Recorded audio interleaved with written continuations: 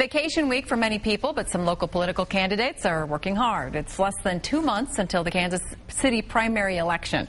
Chris Hernandez is here with a look at the council races. Hi, Chris. Hi, Elizabeth. There's a group of candidates running for Kansas City, Missouri City Council, and they teamed up today for a meet and greet.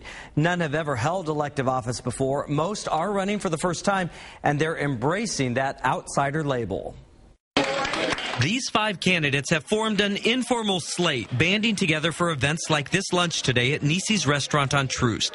They're all running citywide, but from different districts. They consider themselves outsiders. I'm not a politician. I'm just a concerned resident who has seen the city deteriorate right in front of his eyes and decided I don't want to be on the sideline talking about it anymore. I wanted to do something about it. We like to call ourselves kind of the anti-establishment crowd, grassroots. 6th District candidate Tracy Ward stands out with pink hair and libertarian views. She's one of 3 who are against the city's earnings tax, which current city leaders are fighting to save. And we're going to say that the city's going to completely fall apart. I think that speaks volumes of the city's budgetary process and what we've done with the money. 1st District candidate Dana Kennedy is a fiscal and religious conservative who says God told her to run. Well, I definitely believe in a certain moral standard, but I also believe in representing the people. So what's best for the people is what I want to do.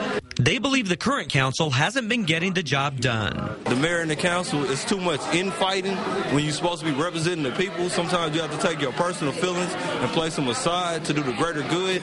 Crumbling infrastructure, the perpetual neglect that we see in the city in terms of neighborhoods. Some are still gathering signatures to get their names on the ballot. Most face tough odds in a crowded field.